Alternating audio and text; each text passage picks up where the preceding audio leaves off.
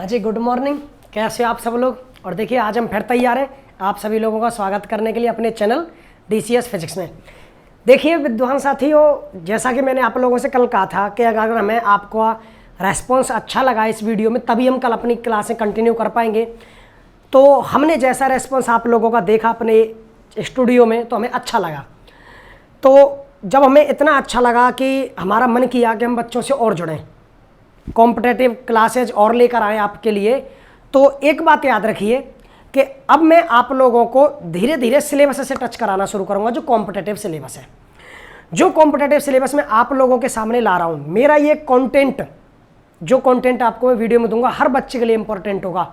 चाहे वो नीट की तैयारी कर रहा हो, चाहे IIT की तैयारी कर रहा हो, चाहे वो एयरफोर्स नेवी की तैयारी करना चाह रहा हो, चाहे वो कैंडिडेट हो रीट का, सेकंड ग्रेड का, फर्स्ट ग्रेड का, किसी का भी कैंडिडेट हो, अगर उसको जनरल साइंस में फिजिक्स की क्लासें लेनी है तो हमारे चैनल से हमारी क्लासें बेझिझक ले सकता है।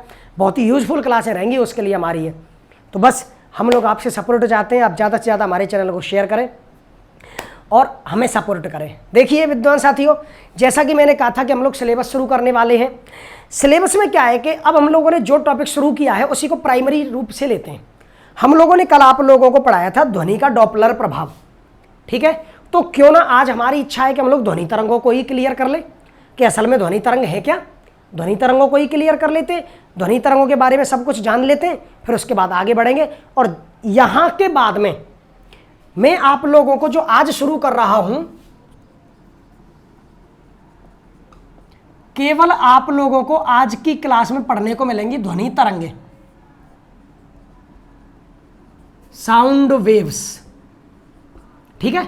आज आप लोगों को साउंड वेव्स पढ़नी है और साउंड वेव्स को आज जब आप पढ़ लोगे तो याद रखना कि अब जैसे जैसे हम आगे बढ़ेंगे इससे जुड़ी हुई सारी जानकारियां लेकर चलेंगे, सारे टॉपिक पढ़ेंगे, इसलिए टेंशन लेने की बिल्कुल भी आवश्यकता नहीं है। बस आप लोग चैनल से रोजाना क्लासें देखते रहें। तो आज जो हमारा बिंदु मैंने उठाया वो मैंने इसलिए उठा लिया क्योंकि कल चूंकि ध्वनि तरंगों का मैंने डॉपलर प्रभाव कराया था, तो आज मैं ध्वनि तरंगे ही समझा देता हूं अच्छे तरीके से, कंप्लीट तरीके से। देखिए आज हम लोगों को पढ़ना है ध्वनि तरंगे, साउंड वेव्स पढ़नी है। असल में बात होती है ध्वनि की। ध्वनि का अर्थ आप सब लोग क्या जानते हो, जो सामान्यतः हम बोलते हैं, मैं बोल रहा हूं आप सुन रहे हो, आप बोलोगे मैं सुनूंगा, आप बोल रहे हो कोई और सुन रहा है, कोई और बोल रहा है कोई और सुन रहा है, वाहन जा रहा है उसकी आवाज हमें आ रही है। मतलब ध्वनि का एक सामान्य अर्थ हम लोग क्या जानते हैं, आवाज, ठीक है, आवाज। इसका मतलब ध्वनि का अर्थ हम लोग सामान्य तौर पर आवाज लेते हैं, लेकिन बेटा ध्वनि एक तरंग है। ध्वनि क्या है, ध्वनि एक तरंग है। ध्वनि तो असल में है क्या, तरंग। और तरंग है तो बेटा ये किसका रूप है, ऊर्जा का रूप है। अब आप सोचिए, मैं अगर सुबह से शाम तक पढ़ाता रहूं, मैं बोलता रहूंगा, कुछ और को काम तो नहीं कर रहा, मैं यूं खड़ा खड़ा पढ़ाता रहूं तो मेरी शारीरिक हलचल जीरो हो, लेकिन मैं बोलता रहूं तो मुझे थकान का एहसास होगा। क्यों होगा, क्योंकि मैं बोलूंगा तो मेरा एनर्जी लॉस होगा। अब एनर्जी लॉस हुआ, इसका मतलब ध्वनि तरंगों में किसका रूपांतरण हुआ है, ध्वनि ऊर्जा का। अगर मेरे बोलते बोलते मेरी ऊर्जा में कमी आ रही है तो ध्वनि में किसका रूपांतरण हो रहा है, ऊर्जा का। तो जो ध्वनि तरंगे होती हैं वो असल में ऊर्जा का रूप होती है। ध्वनि तरंगे किसका रूप होती है, ऊर्जा का। और याद रखना ध्वनि तरंगों की उत्पत्ति कहां से होती है। अब एक एक पॉइंट के बारे में बात करेंगे। ये तो ध्वनि तरंगों के बारे में और ये ध्वनि तरंगों की उत्पत्ति के बारे में। आप बताओ उत्पत्ति कहां से होती है। आप जरा अपने गले पर हाथ रखो, आप अपने गले पर हाथ रखिए और कुछ भी बोलिए, आपको आपका गला वाइब्रेट होता हुआ दिखाई देगा। आप अपने गले पर हाथ रख के बोलिए तो आपको अपना गला वाइब्रेट होता हुआ दिखाई देगा, समझ गए। या फिर आप कोई भी चीज देखिए, ये वस्तु में बार बार इससे टकरा रहा हूं, ये मारकर बार बार टकरा रहा है तो आप लोगों को भी आवाज आ रही हो। इसका मतलब क्या है, जब भी कोई भी कण कंपन गति करता है, क्या करता है, कंपन गति। मैं बोल रहा हूं मेरा गला वाइब्रेट हो रहा है, मतलब कंपन गति हो रही है। मैं मारकर से यूं कर रहा हूं तो ये कंपन गति तो है ये वाली, तो देखिए आवाज आ रही है। इसका मतलब है ध्वनि तरंगों की उत्पत्ति किस गति के परिणाम स्वरूप होती है, कंपन गति के परिणाम स्वरूप होती है। कैसे, कंपन गति से। तो कोई भी वस्तु जब कंपन गति करेगी, याद रखिए ध्वनि तरंगों का उत्पादन होगा। अब बात आती है ध्वनि तरंगों की प्रकृति क्या होती है। तो याद रखना ध्वनि तरंगे एक यांत्रिक तरंग हैं। यांत्रिक तरंग किन को कहते हैं? जब नाम लिया है तो बताना भी जरूरी है। यांत्रिक तरंग उनको कहते हैं जिन तरंगों के संचरण के लिए माध्यम की आवश्यकता हो। जिन तरंगों को संचरण के लिए किसकी आवश्यकता हो? माध्यम की। आपको पता है मैं यहीं पर बोल सकता हूं, निर्वात में नहीं बोल सकता। क्यों? क्योंकि ये एक यांत्रिक तरंग है और इसके तरह संचरण के लिए माध्यम की आवश्यकता होगी। निर्वात में ये संचरित नहीं हो सकती, और निर्वात में संचरित नहीं हो सकती तो निर्वात में हम लोग एक दूसरे को नहीं बोल सकते। मतलब आप और मैं निर्वात में खड़े हो, एक लाल अपनी लाली के साथ अगर निर्वात में खड़ा हो गया, सोचिए अगर ऐसा हो, एक लाल अपनी लाली से छत पे बात कर रहा है, जैसा मैंने कल एग्जाम्पल लिया था। अब लाल अपनी लाली से छत पे खड़ा होकर बात कर रहा है, सामने वाली छत पे लाली खड़ी है, और लाल और लाली को ना भगवान अचानक से अंतरिक्ष में पहुंचा दें। अब वो दोनों अंतरिक्ष में खड़े हुए हैं। अब लाल कुछ कहना चाह रहा है लाली को, लाली कुछ कहना चाह रही है लाल को। क्या उन्हें कुछ समझ में आएगा? कुछ भी समझ में नहीं आएगा, क्योंकि उनको कुछ भी सुनाई देगा ही नहीं। क्योंकि निर्वात में ध्वनि तरंगों का संचरण नहीं होता, क्योंकि निर्वात में ध्वनि तरंगों के संचरण के लिए वो अयांत्रिक तरंगें होनी चाहिए, वैद्युत चुंबकीय तरंगें होनी चाहिए, जबकि आपकी उनकी ध्वनि तरंगें कैसी होती हैं? यांत्रिक तरंगें। वाह। दूसरी प्रकृति ध्वनि तरंगें होती हैं अनुदैर्ध्य तरंग। बेटा माध्यम में संचरण के आधार पर ध्वनि तरंगों के माध्यम में संचरण के आधार पर तरंगों के दो प्रकार होते हैं, ध्वनि तरंग, वो अनुदैर्ध्य और अनुप्रस्थ। सारी चीजें बताऊंगा, क्योंकि आज मैं आप लोगों को ध्वनि तरंग पढ़ा रहा हूं, क्योंकि अब मैं इसके बाद तरंग शुरू करूंगा। तो अब मैं वेव थ्योरी को, हमारा मेन टॉपिक जो अब होगा वो वेव थ्योरी होगा। हम लोग अब के बाद वेव थ्योरी को कंप्लीट करेंगे, तरंगों को पढ़ेंगे ढंग से क्लियर करते हुए। तो सारी चीजें वहां पर समझाऊंगा मैं आप लोगों को, टेंशन लेने की बिल्कुल भी आवश्यकता नहीं है। तो प्रकृति कैसी होती है? यांत्रिक तरंगें होती हैं। यांत्रिक तरंगें मतलब इनके संचरण के लिए माध्यम की आवश्यकता होती है। दूसरी होती है अनुदैर्ध्य तरंगें। अनुदैर्ध्य तरंगें क्या होती हैं कि जैसे मान लीजिए ये कोई अनुदैर्ध्य तरंग संचरित हो रही है, तो उसमें माध्यम के कण ना तरंग संचरण की दिशा में ही कंपन करते हैं। तरंग इधर जा रही है तो माध्यम के कण ऐसे कंपन करेंगे जैसे मैं हाथ से कर रहा हूँ, तरंग संचरण की दिशा में कंपन करते हैं। तो अभी तो फिलहाल आप इतना याद रखिए कि ध्वनि तरंगें अनुदैर्ध्य तरंगें होती हैं। अनुदैर्ध्य का रियल अर्थ क्या है, क्या क्या इसमें पढ़ना है, वो सारी चीजें मैं आपको आगे बताऊंगा। क्लियर? उसके बाद ध्वनि तरंगों की प्रकृति हो गई। अब ध्वनि तरंगों का वेग। ध्वनि तरंगों का वेग देखिए, ध्वनि तरंगों का वेग सर्वाधिक होता है ठोस में। ठीक है?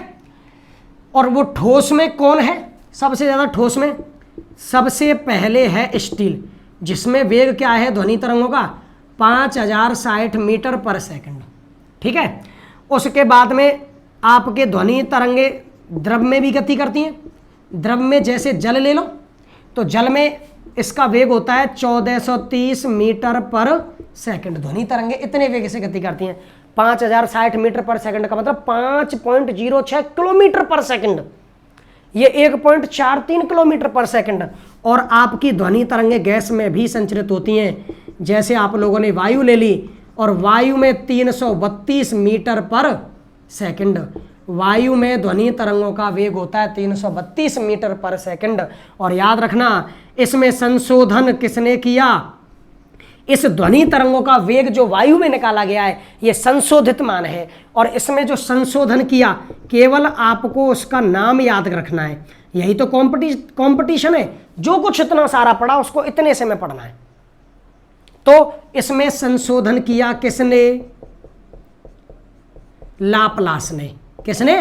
लाप्लास ने। ध्वनि तरंगों का वायु में वेग निकालने के लिए जो संशोधन किया वो लाप्लास ने किया। समझ गए? तो सबसे ज्यादा अब इससे यहां से क्लियर क्या होता है कि ध्वनि तरंगें ठोस, द्रव और गैस तीनों में गति करती हैं। ध्वनि तरंगें ठोस, द्रव और गैस तीनों में गति करती हैं।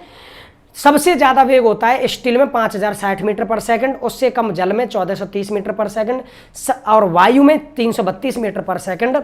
और सबसे कम ध्वनि तरंगों का वेग सबसे कम बोलिए किसमें होगा? आपके निर्वात में। किसमें? निर्वात में। बोलो कितना? जीरो। कितना? जीरो। निर्वात में ध्वनि तरंगें गति नहीं करती, क्योंकि ध्वनि तरंगें कैसी तरंगें हैं? यांत्रिक तरंगें। क्लियर है? उसके बाद में तो आप बताइए ध्वनि तरंगों का वेग, velocity in solid, velocity in liquid और वेलोसिटी इन गैस। बोलो किसमें सबसे ज्यादा? सॉलिड में। सॉलिड से कम लिक्विड में, लिक्विड से कम गैस में, और सबसे कम वैक्यूम में। समझ गए? तो यह है ध्वनि तरंगों के वेग के बारे में। क्लियर? अच्छा, तो अब यहां तक पढ़ा है उसको रिवाइज करते हैं। ध्वनि तरंगें ऊर्जा का ही रूप है। जब जब ध्वनि तरंग निकलेंगे ऊर्जा ही संचरित होगी। उत्पत्ति होती है कंपन गति से, प्रकृति होती है यांत्रिक तरंगें होती है, और वो भी अनुदैर्ध्य प्रकृति की। वेग इनका सर्वाधिक होता है, मतलब ध्वनि तरंगें ठोस, द्रव और गैस तीनों में गति करती हैं।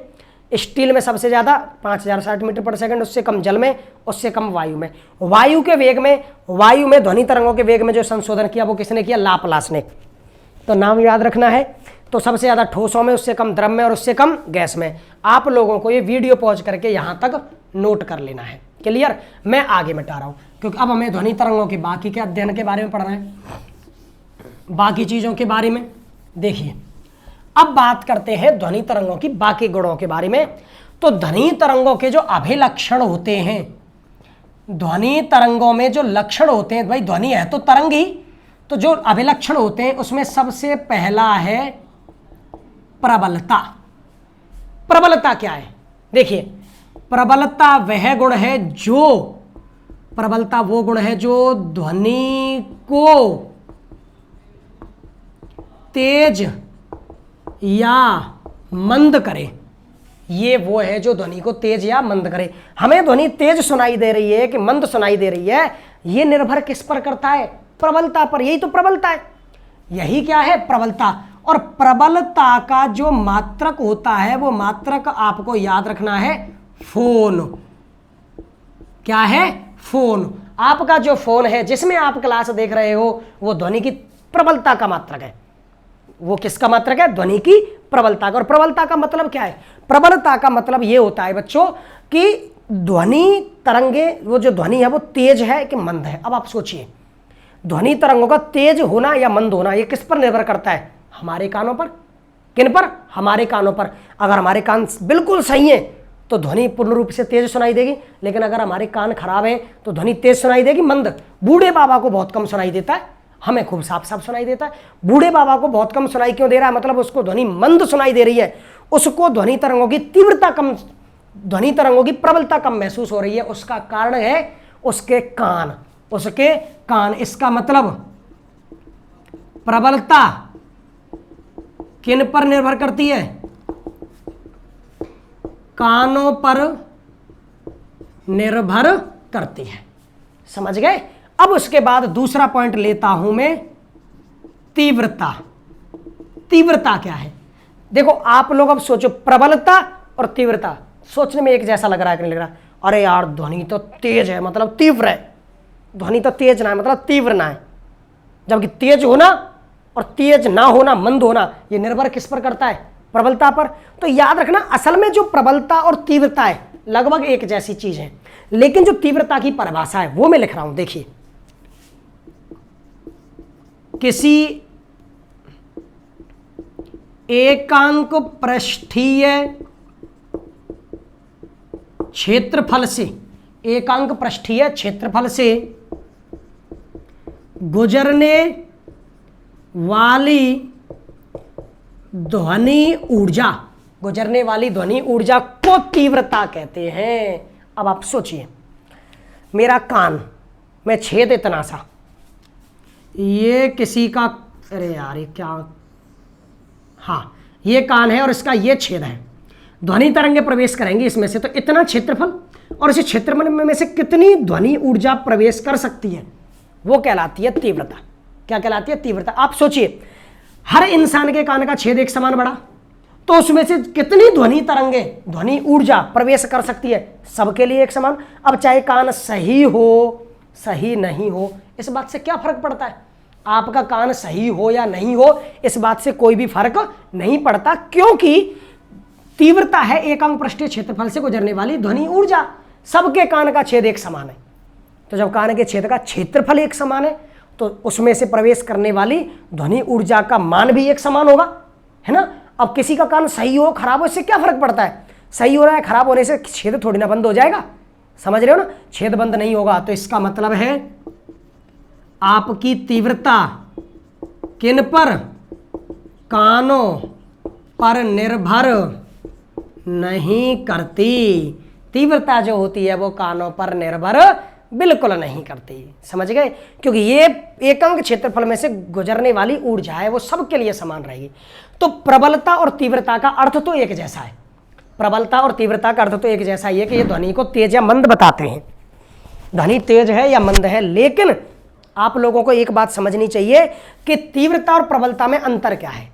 प्रबलता वो है केवल एक गुणधर्म है जो तेज या मंद बताता है। प्रबलता को आप माप सकते हो, तीव्रता को माप नहीं सकते। प्रबलता कानों पर निर्भर करती है, तीव्रता कानों पर निर्भर नहीं करती। क्लियर?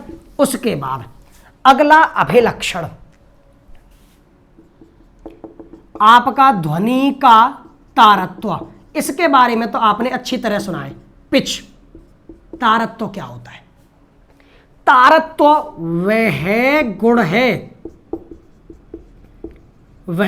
है जो ध्वनि को पतला या मोटा करे। ध्वनि को पतला कर दे या फिर मोटा।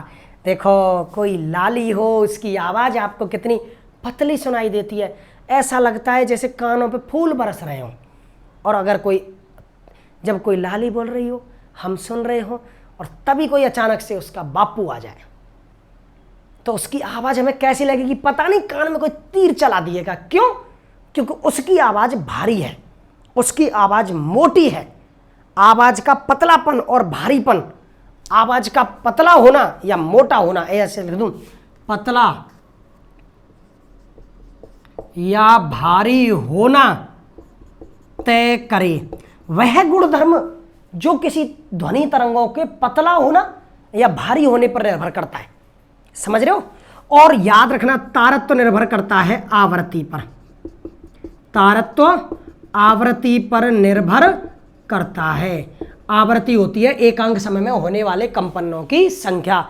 जितने ज्यादा कंपन होंगे आवृत्ति ज्यादा, जितने कम कंपन होंगे आवृत्ति कम। अब सोचो, यदि आपकी किसी ध्वनि के लिए उसका तारत्व ज्यादा है, तारत्व ज्यादा है, तो आवृत्ति भी ज्यादा होगी। और ध्वनि कैसी होगी? पतली। ध्वनि कैसी होगी? पतली। एग्जाम्पल कौन है? लड़कियां। कौन है? लड़कियां। समझ गए? और दूसरी बात, अगर यदि तारत्व कम है तो आवृत्ति भी कैसी होगी? कम।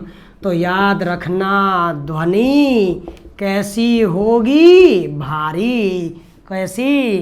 भारी। एग्जाम्पल कौन है? लड़के व आदमी। समझ गए? और अगर किसी लड़के की आवाज़ भारी नहीं हो, पतली हो, तो फिर वो भैया अपना टेस्ट करा ले, उसका पता नहीं वो लड़का है या नहीं है। समझ गए? इसी तरह किसी लड़की का ऐसा हो कि भैया उसकी आवाज़ पतली नहीं भारी हो, वो अपना टेस्ट करा ले। किसी का कोई पता नहीं है, दुनिया में सब कुछ चल रहा है। तो कुल मिलाकर बात यह है कि तारत्व, देखो 3 गुणधर्म बताए मैंने ध्वनि के बारे में। प्रबलता बेटा ध्वनि को तेज या मंद करता है, ये कानों पर निर्भर करता है। हमारे कान खराब है या नहीं है, ये हमारे कानों पर निर्भर करेगा। कान खराब है तो हमें ध्वनि धीमी सुनाई देगी, ठीक है, तो वो प्रबलता कानों पर निर्भर करेगी, मात्रक फोन होता है। तीव्रता किसी भी एकांक पृष्ठीय क्षेत्रफल से गुजरने वाली ध्वनि ऊर्जा होती है, ठीक है, और ये तीव्रता कानों पर निर्भर नहीं करती, क्योंकि हमारे कानों का छेद सबका बराबर है। तो इसमें से जितनी ध्वनि प्रवेश करनी है वो प्रवेश करेगी ही। अब चाहे आगे जाकर कान के पर्दे पर उसकी संवेदना उत्पन्न हो या ना हो, उससे कोई फर्क नहीं पड़ता। कान खराब है या सही है वो अंदर जाकर पता चलेगा, लेकिन यहाँ से तो प्रवेश कर गई। तो सबके लिए एक समान तो तीव्रता कानों पर निर्भर नहीं करती। तारत्व वह गुण होता है जो ध्वनि को पतला या भारी होना तय करता है। अगर तारत्व ज्यादा है बेटा, तारत्व ज्यादा है तो आवृत्ति भी ज्यादा होगी, तो ध्वनि पतली होती है, जैसे महिलाओं की, लड़कियों की। तारत्व कम है यानी आवृत्ति कम है तो ध्वनि होगी मोटी, जैसे आदमियों की और किन्हीं की, लड़कों की। समझ रहे हो? और अगर नहीं है तो कुछ ना कुछ तो गड़बड़ है, बीच का मामला लग रहा है कुछ ना कुछ तो ये यहां पर हो जाता है। अच्छा, अब बात करते हैं नोट की। तो नोट में याद रखना, चलिए मैं आगे लिखाता हूं, पहले आप इसको नोट करिए, वीडियो पॉज करके अब आगे बोलते हैं। देखिए, अभिलक्षण में ही आपको बड़ा एक साइंटिफिक फैक्ट बताने वाला हूं मैं। देखिए, आपको पता है जो औरतें होती हैं, लड़कियां होती हैं, लड़कों से आदमियों से बहुत तेज चिल्ला लेती हैं, क्योंकि उनके सामने हमारे कुछ बन ही नहीं पाता, हम लोग कुछ काम नहीं दे पाते, मतलब हमारा कोई औचित्य नहीं रह जाता। जब औरत या लड़की चिल्लाना शुरू करती है तो वो आदमी की पेश नहीं खाती, उसके सामने पता है उसका कारण क्या है। वो ऐसे ही नहीं है, लोगों ने अफवाह नहीं बनाई है, वो साइंस की दृष्टि से भी सही है। वो औरतें ज़्यादा चिल्ला सकती हैं, लड़कियां ज़्यादा चिल्ला सकती हैं, क्योंकि नोट डाल के लिखाता हूं, नोट में ये है कि आदमी की आवाज की आवृत्ति, आपको पता है ना आवृत्ति को हर्ट्ज में मापते हैं, हर्ट्ज HZ, तो आदमी की आवाज की आवृत्ति होती है 140 हर्ट्ज। आदमी की आवाज की आवृत्ति 140 हर्ट्ज होती है, लेकिन औरत की आवाज की जो आवृत्ति होती है वो आपको कितनी लगती है? आप सोच रहे होंगे यार ज़्यादा तेज चिल्ला ले तो ज़्यादा ही होगी, कितनी ज़्यादा है सके तुम सोच ना सके, इतनी ज़्यादा होती है, सीधे 280 हर्ट्ज।